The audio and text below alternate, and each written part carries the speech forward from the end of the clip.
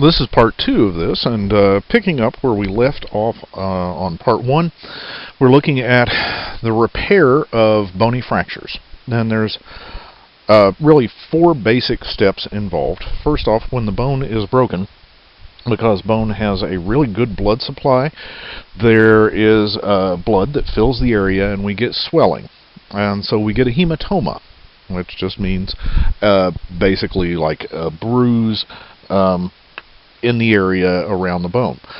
Now, this sets up a situation where we can start getting osteoblasts, which come in from the periosteum of the bone, that go in and they start to put together fibrocartilage to form this bony callus, to form this fibrous callus.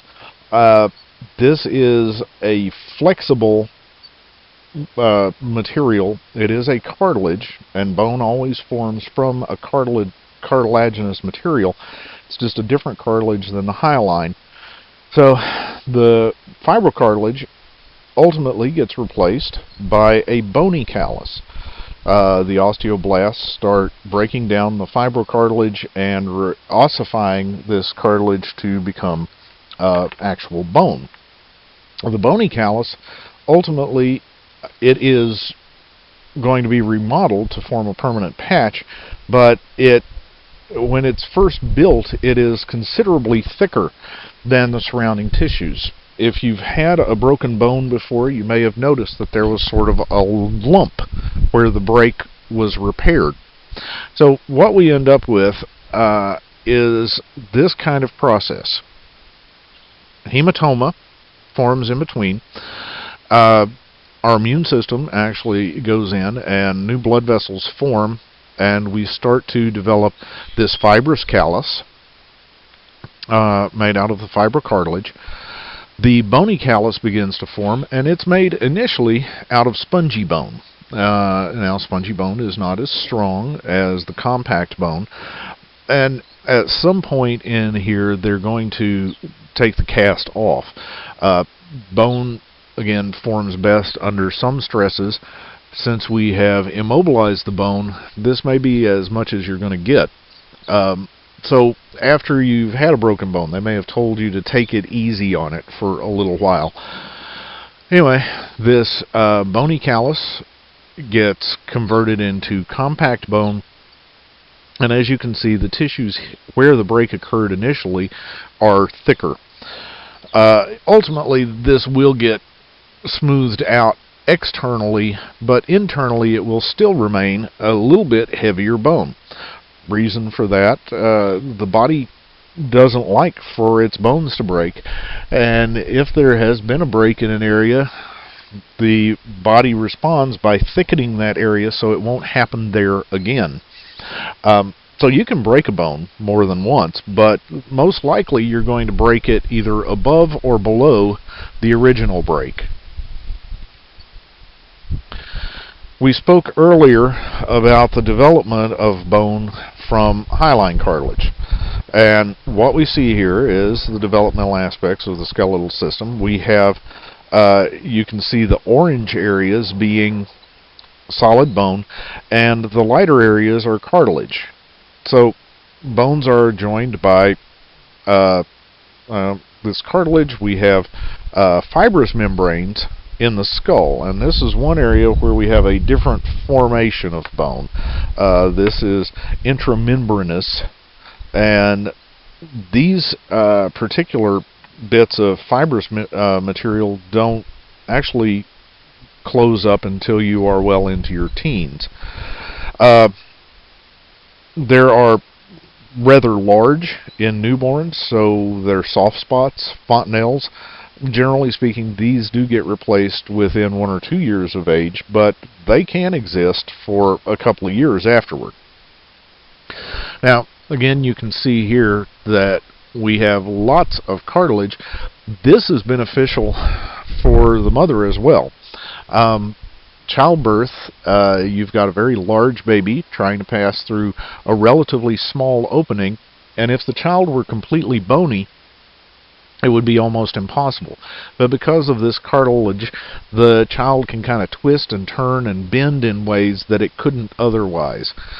Now, this does mean that the child is born somewhat immature and incapable of doing very much. It takes months, maybe a year, before the child starts to walk. Whereas, say, in horses, the horse can get on its feet within, a few minutes sometimes of being born. So, there is a compromise here. Now, skeletal changes through life, just a few things to be aware of.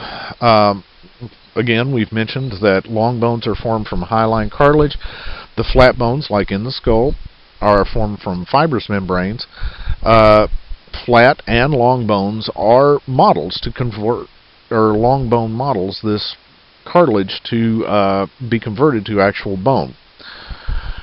Long bones still have a large percentage of cartilage at birth, which does allow for easy childbirth, but the child isn't mobile until some of the bones ossify.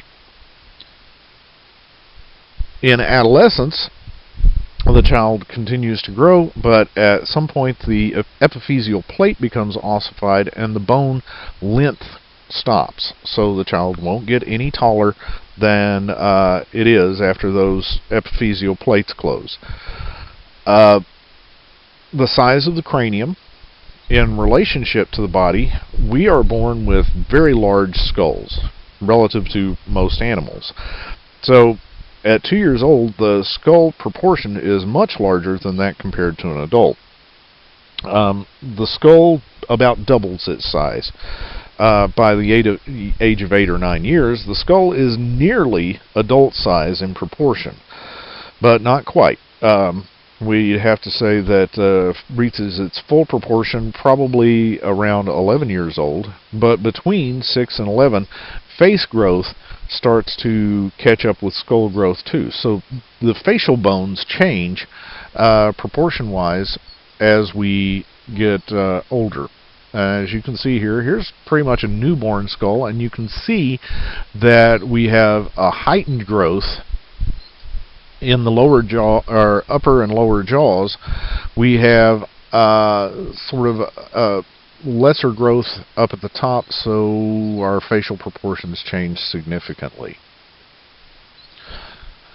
If you were to look at just the full body, you can see that the head makes up about a quarter of the body in a newborn, whereas in an adult it makes up about an eighth.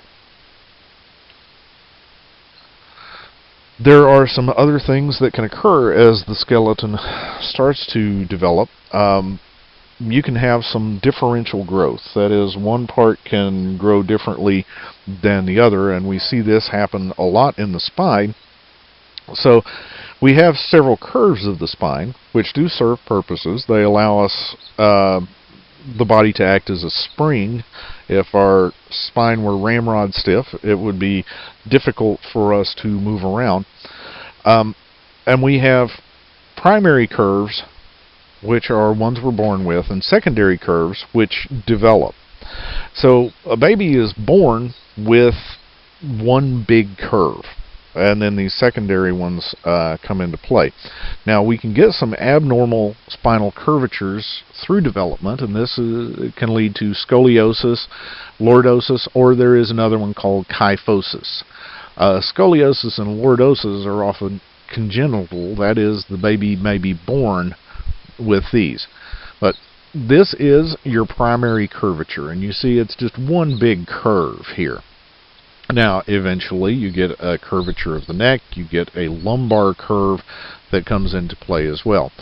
And here's what we end up with. We have a cervical curve, which goes one way, a thoracic curve, which bends the other, a lumbar curve, which bends another way, and then the sacral curve, which bends again. So we have 4 different curvatures, and mobility is related to the development of the bones here. Well, we said that these bones have to ossify. Well, once the cervical vertebrae have ossified, the baby is now able to hold its neck up. We start to get some curvature of the thoracic curve, and now maybe the baby's able to crawl. But it's not until we get the lumbar and sacral curves into play that the baby can actually walk.